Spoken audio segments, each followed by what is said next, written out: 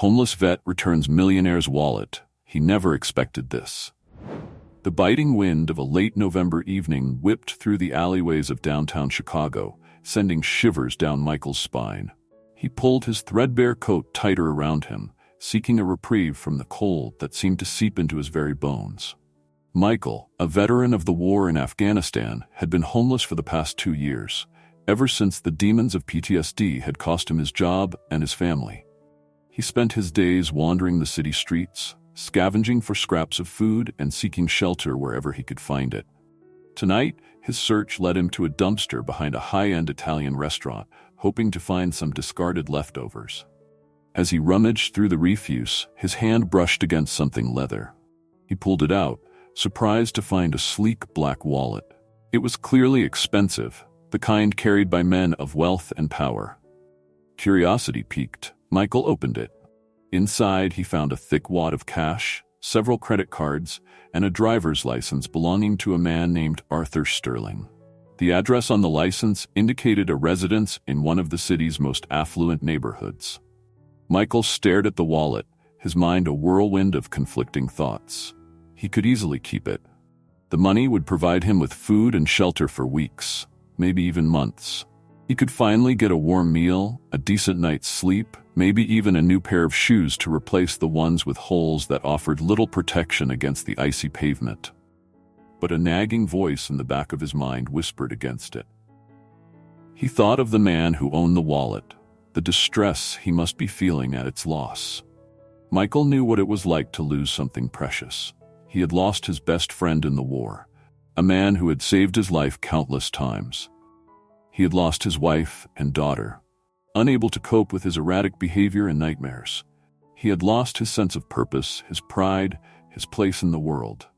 He wouldn't wish that feeling of loss on anyone. He closed the wallet, a decision forming in his mind. He would return it. It was the right thing to do. It was the only thing to do. Arthur Sterling, on the other hand, was a man who had never known hardship. Born into a wealthy family, he had inherited his father's successful business empire and lived a life of luxury and privilege.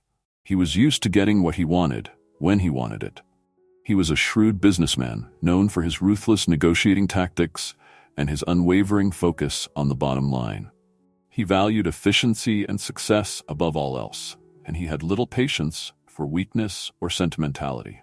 He was also, at his core, a fundamentally decent man. He believed in fairness and honesty, and he prided himself on his integrity. He donated generously to charity and treated his employees with respect, though he kept a certain emotional distance from them. He had a small circle of close friends, people he had known for years, but he rarely let anyone get truly close to him. He had learned long ago that vulnerability was a weakness, and he kept his emotions tightly guarded. As he sat in his plush office overlooking the city, he realized with a jolt that his wallet was missing. He frantically searched his pockets, his briefcase, his desk drawers, but it was nowhere to be found. He felt a wave of panic wash over him. It wasn't just the money, though that was a significant amount. It was the inconvenience, the hassle of canceling his credit cards, replacing his driver's license, the disruption to his carefully ordered life. He cursed his carelessness, his frustration growing with each passing moment. Michael stood outside the imposing gates of Arthur Sterling's mansion, feeling a surge of apprehension. The house was a monument to wealth and privilege, a stark contrast to the squalid alleyways he called home. He hesitated, unsure if he should even ring the doorbell. What if Sterling accused him of stealing the wallet? What if he called the police? He almost turned to leave, but then he remembered the look on his friend's face when he had lost his dog tags in the war, the sense of despair and helplessness. He couldn't leave this man feeling that way. He took a deep breath and pressed the doorbell. A moment later, a stern-faced woman in a maid's uniform opened the door. "Can I help you?" she asked, her tone wary. I found this wallet," Michael stammered, holding it out. "I think it belongs to Mr. Sterling." The maid's eyes widened in surprise. "Wait here," she said, taking the wallet and closing the door. Michael waited on the doorstep, shifting nervously from foot to foot. He felt out of place in his ragged clothes, surrounded by the manicured lawns and sculpted hedges of the estate. He wondered what kind of man Arthur Sterling was, if he would be angry or grateful. A few minutes later, the door opened again, and this time, Arthur Sterling himself stood in the doorway. He was tall and imposing, with a stern face and piercing blue eyes. He looked at Michael with a mixture of suspicion and curiosity. "You found my wallet?" he asked, his voice deep and resonant. "Yes, sir," Michael replied, trying to stand a little straighter. "I found it in a dumpster behind a restaurant. I saw your address on your driver's license and thought I should return it." Sterling took the wallet and examined it carefully. He opened it and counted the money, then checked his credit cards and driver's license. Everything seemed to be in order. "Well, I'll be damned," he said, a hint of amusement in his voice. "A homeless man returning a lost wallet. That's not something you see every day." Michael felt a flush of shame creep up his neck. He knew how he must look to this man, a dirty, unshaven vagrant. He wished he could disappear into thin air. "Thank you," Sterling continued, his tone softening slightly. "I appreciate your honesty. Most people would have just kept the money." "It wasn't mine to keep," Michael mumbled, looking down at his feet. "Well, I'm glad you brought it back," Sterling said. "Here, take this." He reached into his pocket and pulled out a $100 bill. Michael hesitated. He needed the money, desperately, but something in Sterling's demeanor made him reluctant to accept it. "It's the least I can do." Sterling insisted. "Consider it a reward for your honesty." Michael took the bill, feeling a mix of gratitude and discomfort. He didn't want to be seen as a charity case. "Thank you, sir," he said again, turning to leave. "Wait," Sterling said, stopping him. "What's your name?" "Michael," he replied.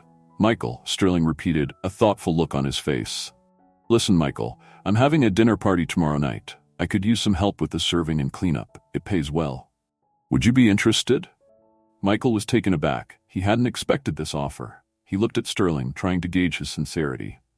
I don't have any experience," he stammered. "That's all right," Sterling said with a shrug. "I'll show you what to do. It's not rocket science." Michael hesitated for a moment longer, then nodded. "Okay," he said. "I'll do it." "Good," Sterling said, a smile playing on his lips. "Be here at 6 o'clock sharp. And Michael," he added, "try to clean up a bit before you come." Michael nodded again and turned to leave, the $100 bill clutched tightly in his hand. As he walked away from the mansion, he felt a flicker of hope ignite within him. Maybe this was a chance to turn his life around, to get back on his feet.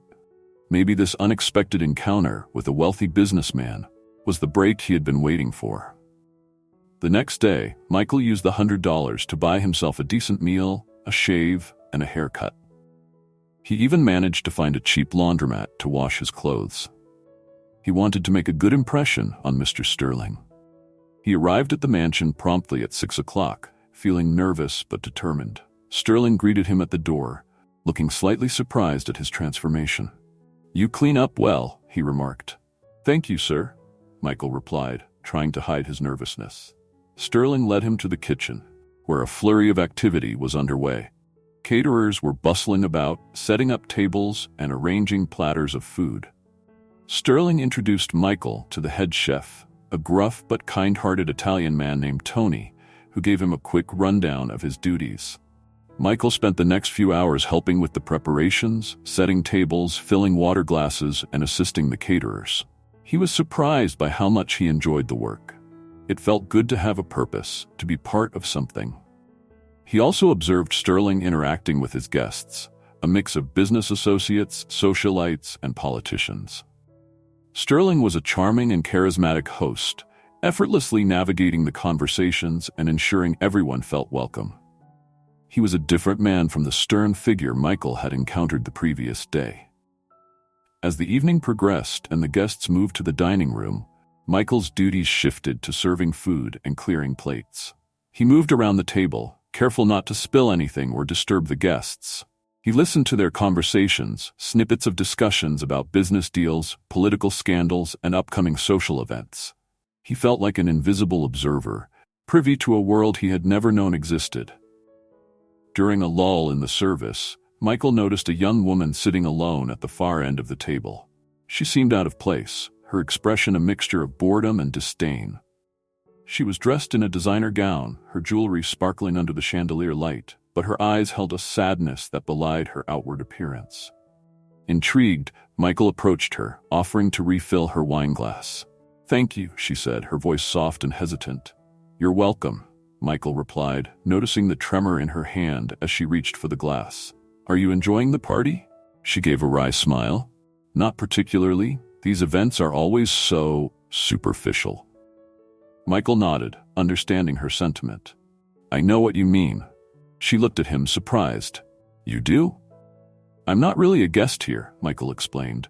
"I'm helping out for the evening." Her eyes widened. "Oh," she said, then added, "I'm Amelia, by the way." "Michael," he replied. They chatted for a few minutes, Amelia revealing her dissatisfaction with the shallowness of her social circle and her yearning for something more meaningful. Michael, in turn, shared his experiences in the war and his struggles with homelessness. He was surprised by how easily he opened up to her, a complete stranger. Their conversation was interrupted by Sterling, who approached the table with a frown on his face. "Amelia, darling," he said, his voice laced with disapproval. "Why are you hiding away over here? You should be mingling with our guests." Amelia sighed. "I was just talking to Michael," she said, gesturing towards him. Sterling looked at Michael, his expression unreadable. "Michael is helping with the service," he said curtly. "He's not a guest." Amelia's cheeks flushed. "I know that, Father," she said, her voice laced with defiance. "But that doesn't mean I can't talk to him." Sterling's frown deepened, but before he could respond, another guest called for his attention. He gave Michael a sharp look, then turned and walked away. Amelia gave Michael an apologetic smile. "Sorry about that," she said. "My father can be a bit overbearing." Michael shrugged. "It's okay, I understand." He excused himself and returned to his duties, but the encounter with Amelia had left him with a newfound sense of purpose. He realized that even in this world of wealth and privilege, there were people who felt lost and alone. And maybe, just maybe, he could make a difference in their lives, even if it was just by lending an ear or offering a kind word. The dinner party ended late, and Michael was exhausted but satisfied. He had worked hard, and he felt a sense of accomplishment. Sterling paid him generously, far more than he had expected. As he was leaving, Sterling stopped him. "Michael," he said, "I was impressed with your work tonight. You're a quick learner, and you have a good work ethic. I'm looking for someone to help out around the house a few days a week. Would you be interested?" Michael was stunned. This was more than he could have hoped for. A steady job, a chance to earn a regular income, maybe even a chance to get back on his feet. "Yes, sir," he said eagerly. "I would be very interested." "Good," Sterling said. "Come back tomorrow morning and we'll discuss the details." Michael left the mansion, his head spinning with possibilities. He walked back to his usual sleeping spot under a bridge, but he couldn't sleep. He was too excited, too full of hope. He spent the rest of the night making plans, dreaming of a future where he could afford a small apartment, maybe even save up enough money to buy a car. The next morning, he returned to the mansion, eager to start his new job. Sterling gave him a tour of the house, explaining his duties. He would be responsible for cleaning, running errands, and assisting with various tasks. Sterling also showed him a small guest room, which would be his to use. Michael was overwhelmed by the luxury of his surroundings. The guest room was bigger than any apartment he had ever lived in. It had a comfortable bed, a private bathroom, and a television. He couldn't believe his luck. He started work immediately, eager to prove his worth. He cleaned the house from top to bottom, making sure every surface sparkled. He ran errands for Sterling, picking up dry cleaning, groceries, and other necessities. He even helped Sterling organize his home office, filing papers and sorting mail. Sterling seemed pleased with his work. He was a demanding employer, but he was also fair and respectful. He treated Michael more like an assistant than a servant. As the days turned into weeks, Michael settled into his new routine. He enjoyed the work, the structure it provided to his life. He also enjoyed his interactions with Sterling, who, despite his gruff exterior, was a fascinating and intelligent man. They often had conversations about business, politics, and current events. Michael found himself learning a lot from Sterling, who had a wealth of knowledge and experience. One evening, as Michael was preparing dinner for Sterling, he noticed a framed photograph on the mantelpiece. It was a picture of Sterling with a young woman who looked strikingly like Amelia. "Who's that?" Michael asked, curious. Sterling glanced at the photo. "That's my wife, Eleanor," he said. "She passed away a few years ago." "I'm sorry," Michael said, feeling a pang of sympathy for the man. Sterling nodded. "She was a wonderful woman. Amelia is the spitting image of her." He fell silent, lost in thought. Michael didn't press him further, but he sensed a deep sadness in the man. He realized that Sterling, despite his wealth and success, was still grieving the loss of his wife.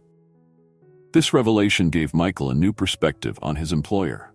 He saw him not just as a powerful businessman, but as a vulnerable human being who had experienced pain and loss. This understanding deepened their connection, creating a bond of empathy between them. However, not everyone was happy with Michael's newfound position. Some of the other staff members, particularly the housekeeper, Mrs. Henderson, resented his presence. They saw him as an intruder, a threat to their own positions. They whispered behind his back, spreading rumors about his past. Michael tried to ignore their hostility, but it was difficult. He felt like an outsider, constantly being judged and scrutinized. He started to doubt himself, wondering if he truly deserved this opportunity. One day, Mrs. Henderson confronted him in the kitchen. "You think you're so special, don't you?"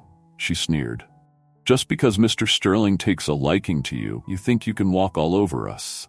Michael tried to remain calm. "I'm just doing my job, Mrs. Henderson," he said. "Oh, I'm sure you are," she retorted. "But don't think you can fool me. I know what you're really after." "What do you mean?" Michael asked, confused. "You're after Mr. Sterling's money, aren't you?" she accused. "You're just another gold digger, trying to take advantage of him." Michael was shocked and hurt by her accusation. He had never thought of Sterling in that way. He genuinely liked and respected the man. "That's not true," he said, his voice rising in anger. "I would never do that." "Oh, really?" Mrs. Henderson scoffed. "Then why are you here? Why are you so eager to please him?" Michael struggled to find the words to defend himself. He couldn't explain the complex mix of gratitude, respect, and empathy he felt for Sterling. I just want to earn an honest living," he stammered. Mrs. Henderson laughed. "An honest living? You? Don't make me laugh. You're nothing but a homeless vagrant. You should be grateful Mr. Sterling even lets you in the house." Her words stung, cutting deep into Michael's already fragile self-esteem. He felt a surge of anger, a desire to lash out at her. But he knew that would only prove her right. He took a deep breath, trying to control his emotions.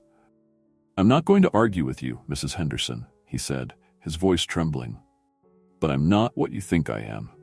He turned and walked away, leaving Mrs. Henderson standing in the kitchen, her face contorted in a sneer. Meanwhile, Amelia was struggling with her own challenges. She felt suffocated by her father's expectations and the stifling social circles he forced her to inhabit. She longed for a life of purpose and meaning, but she felt trapped in a gilded cage. Her father, with the best of intentions, had mapped out her entire life, from the prestigious schools she attended to the suitable young men he encouraged her to date. He wanted her to have a life of comfort and security, but Amelia craved something more. She found herself drawn to Michael, intrigued by his kindness and his unconventional perspective. He was a breath of fresh air in the suffocating atmosphere of her privileged life. She enjoyed their conversations, the way he listened without judgment and offered insightful observations. She felt a connection with him, a sense of understanding she had never experienced with anyone else, including her father. Amelia started finding excuses to spend time with Michael, seeking him out in the kitchen or the garden. She would ask him about his life, his experiences in the war, his thoughts on the world. She was fascinated by his stories, his resilience in the face of adversity. One afternoon, she found him reading a book in the library. He was engrossed in the story, his brow furrowed in concentration. She had never seen him read before, and she was struck by his intelligence and curiosity. "What are you reading?" she asked, approaching him. Michael looked up, startled. "Oh, it's just a book about history," he said, closing the book self-consciously. "What kind of history?" she asked, intrigued. "Ancient Rome," he replied. "I've always been fascinated by that period." Amelia sat down next to him, eager to learn more. They spent the next hour discussing Roman history, debating the merits of different emperors and the impact of their decisions on the empire. Amelia was impressed by Michael's knowledge and his insightful analysis. She realized that he was not just a homeless veteran, but a complex and intelligent individual with a thirst for knowledge and a unique perspective on the world. She felt a growing admiration for him, a respect that transcended their social differences. This growing connection with Michael gave Amelia a new sense of purpose. She started volunteering at a local homeless shelter, using her privilege to help those less fortunate. She found fulfillment in this work, a sense of meaning that had been missing from her life.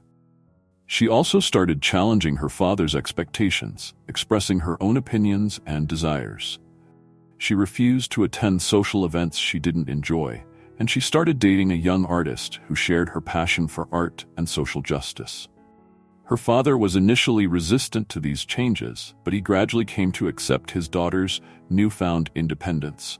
He realized that he had been trying to control her life, to protect her from the harsh realities of the world. But he saw that she was strong and capable, and that she needed to forge her own path. Amelia's transformation was not lost on Michael. He saw her growing confidence and her newfound sense of purpose. He was proud of her, happy to have played a small part in her journey.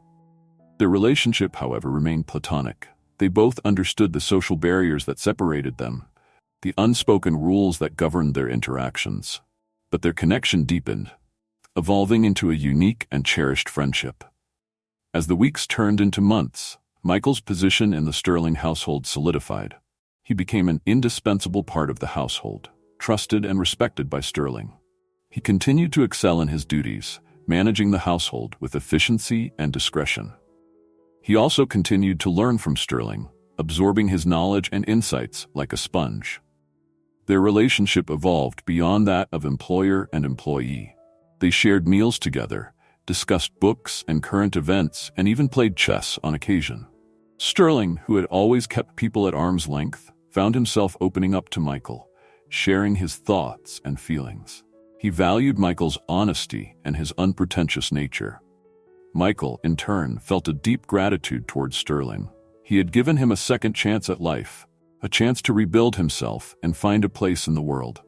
He respected Sterling's intelligence and his business acumen, but he also saw his vulnerability and his loneliness. One evening after dinner, Sterling invited Michael to join him in his study for a drink. "Michael," he began, swirling his brandy, "I want to thank you. You've been a godsend. You've brought order and stability to this house, and you've become a good friend." Michael was touched by his words. "Thank you, Mr. Sterling," he replied. "I appreciate your kindness and your trust." "Please call me Arthur," Sterling said. "Arthur," Michael repeated, feeling a warmth spread through him. "Michael," Arthur continued, "I've been thinking. You've been with me for almost a year now, and you've proven yourself to be a valuable asset. I want to offer you a more permanent position." Michael looked at him, intrigued. "What do you have in mind?" "I want to make you my personal assistant," Arthur explained. "You would handle my schedule, my correspondence, my travel arrangements. You would be my right-hand man." Michael was stunned. This was an incredible opportunity, a chance to climb the ladder of success. But he also felt a pang of apprehension. He had never worked in an office environment before. He wasn't sure he had the skills or the experience to be a successful personal assistant. I don't know, Arthur," he said hesitantly. "I'm not sure I'm qualified." "Nonsense," Arthur said, waving his hand dismissively. "You're intelligent, you're organized, and you have a good head on your shoulders. You'll learn quickly. I'll teach you everything you need to know." Michael thought about it for a moment. He knew this was a chance he couldn't afford to miss. It was a chance to secure his future, to build a better life for himself. "Okay," he said, a smile spreading across his face. "I'll do it." "Excellent," Arthur said, beaming. "I knew you wouldn't let me down." He raised his glass. "To the future," he said. "To the future," Michael echoed, clinking his glass against Arthur's. The next day, Michael started his new role as Arthur's personal assistant. He was thrown into the deep end, learning the ropes quickly. He handled Arthur's schedule with efficiency, organized his correspondence, and arranged his travel plans. He proved to be a quick learner, adapting to the demands of his new position with ease. He also continued to be a friend and confidant to Arthur, offering support and advice. He listened patiently to Arthur's concerns about his business and his daughter. He offered a different perspective, a fresh outlook on life. Their friendship deepened, transcending the boundaries of their professional relationship. They became like family, each filling a void in the other's life.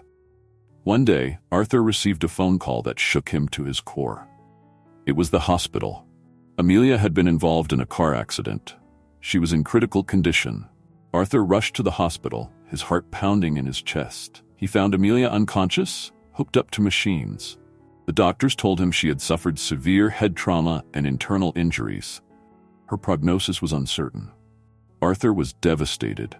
He couldn't bear the thought of losing his daughter, the only family he had left. He sat by her bedside, holding her hand, praying for a miracle. Michael accompanied him to the hospital, offering support and comfort. He knew how much Amelia meant to Arthur. He had seen the love and pride in Arthur's eyes whenever he spoke about his daughter. They spent the next few days at the hospital, waiting anxiously for news. Arthur barely slept, his mind consumed with worry. Michael stayed by his side, offering a shoulder to lean on, a listening ear. One evening, as they were sitting in the waiting room, Arthur broke down. He confessed his fears, his regrets, his guilt over not being a better father to Amelia. Michael listened patiently, offering words of comfort and encouragement. He reminded Arthur of Amelia's strength and resilience, her determination to live life on her own terms. "She's a fighter, Arthur," Michael said. "She'll pull through this." Arthur looked at him, his eyes filled with gratitude. "Thank you, Michael," he said. "You're a true friend." The next day, Amelia regained consciousness. She was weak and disoriented, but she was alive. Arthur was overjoyed. He rushed to her bedside, tears streaming down his face. Amelia smiled weakly at him. "Hi, Dad," she whispered. Arthur hugged her gently, careful not to hurt her. "Oh, Amelia," he said, his voice choked with emotion. "I'm so glad you're awake." Amelia looked around the room, her eyes searching for someone. "Where's Michael?" she asked. Arthur smiled. "He's right here," he said, gesturing towards Michael, who was standing by the door. Amelia's face lit up. "Michael," she said, her voice stronger now, "I'm so glad you're here." Michael approached her bedside, his heart filled with relief and joy. "Amelia," he said, taking her hand, "you scared us." Amelia squeezed his hand weakly. "I'm sorry," she whispered. "Don't apologize," Michael said. "Just get better." Amelia's recovery was slow but steady. She spent weeks in the hospital, undergoing surgeries and rehabilitation. Arthur and Michael were constantly by her side, offering support and encouragement.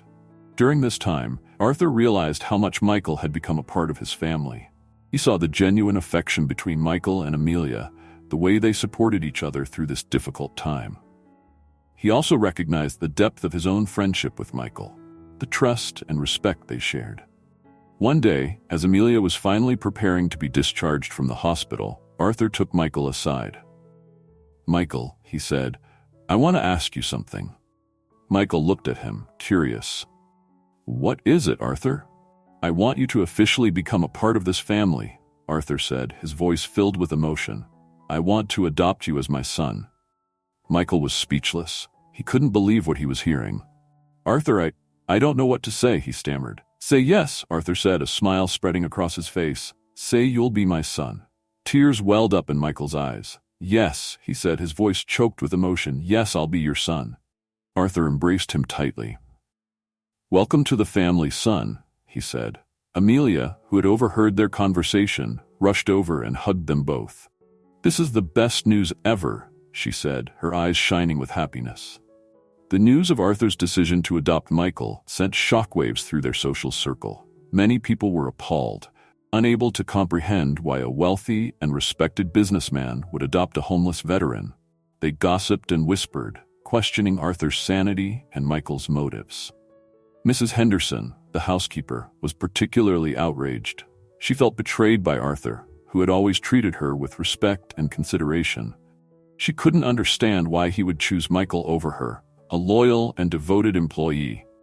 She confronted Arthur, expressing her disapproval in no uncertain terms. "Mr. Sterling," she said, her voice trembling with indignation, "I cannot believe you would do this. This man is nothing but a gold digger. He's taking advantage of you." Arthur looked at her, his expression hardening.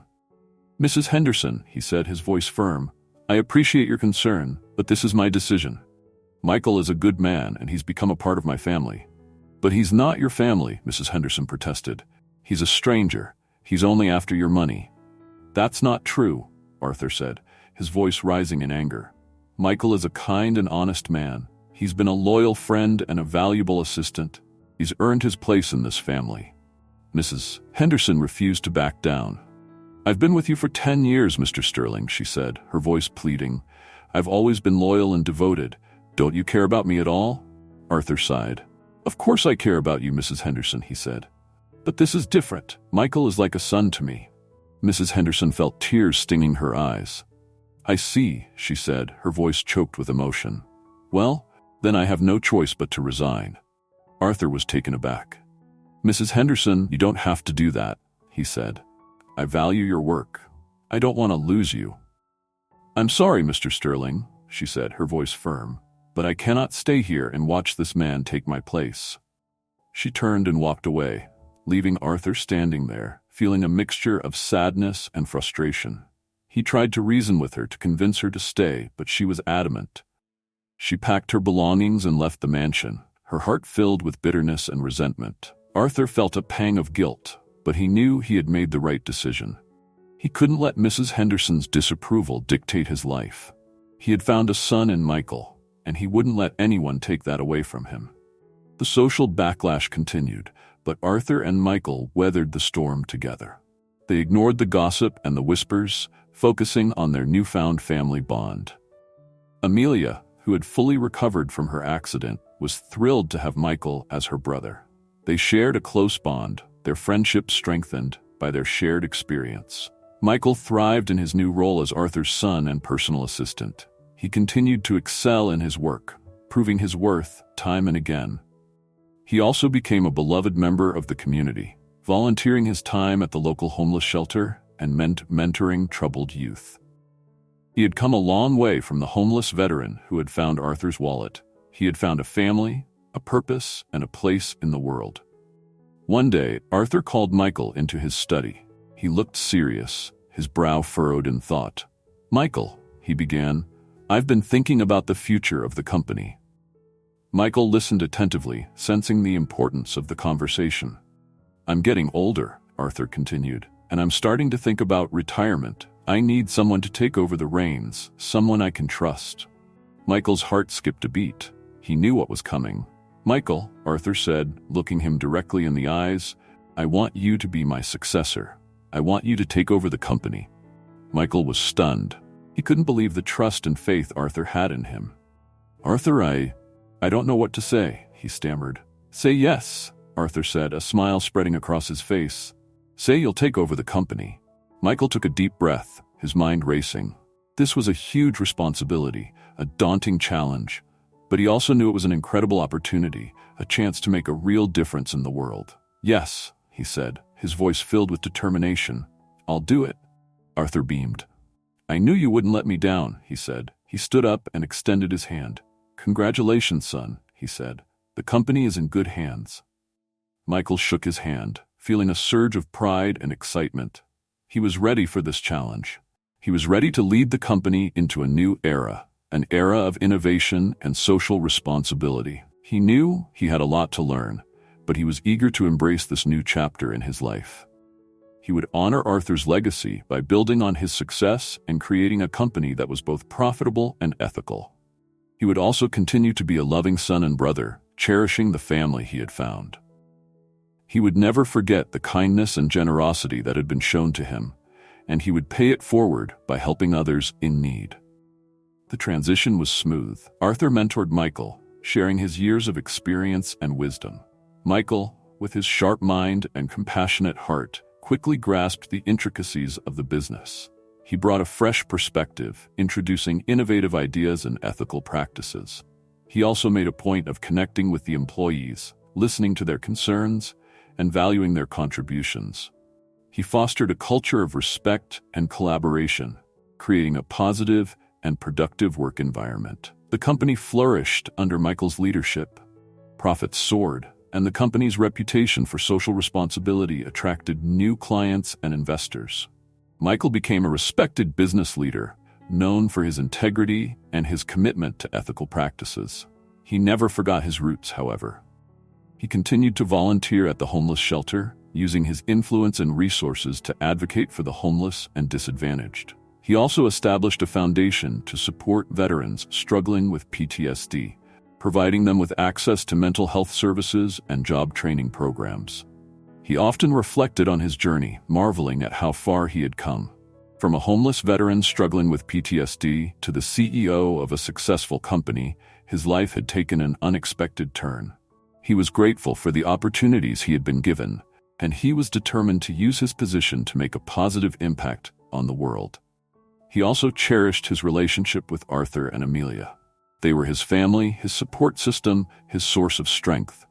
He loved them dearly and was grateful for their unwavering love and support. One evening, as he was having dinner with Arthur and Amelia, he shared his thoughts and reflections. "You know," he said, "I never imagined my life would turn out this way. I was lost, broken, hopeless. But you gave me a chance, Arthur. You believed in me when no one else did." Arthur smiled. "You earned it, Michael," he said. "You're a good man, a good son. I'm proud of you." Amelia nodded in agreement. "We're lucky to have you in our lives, Michael," she said.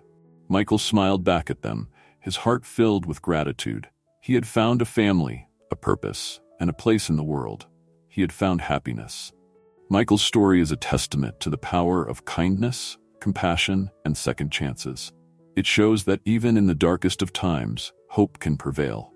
It highlights the importance of human connection, the transformative power of friendship and family. Arthur, the wealthy businessman, learned to open his heart and embrace vulnerability. He discovered the true meaning of family, finding a son in the most unexpected of places. He also learned to appreciate the value of compassion and empathy, realizing that success is not just about profits and losses, but about human connection and making a positive impact on the world. Amelia, the privileged daughter, found a sense of purpose and meaning beyond the confines of her privileged life. She discovered the importance of social responsibility and the power of individual action. She also found a true friend and brother in Michael, someone who saw her for who she truly was, beyond her social status and family name. Michael, the homeless veteran, found redemption and a second chance at life. He discovered the power of kindness and gratitude, the transformative power of human connection. He learned to believe in himself again, to embrace his strengths and overcome his challenges. He found a family, a purpose, and a place in the world. Their story is a reminder that we are all interconnected, that our actions have ripple effects, and that even the smallest act of kindness can make a world of difference. It is a story about hope, redemption, and the enduring power of the human spirit.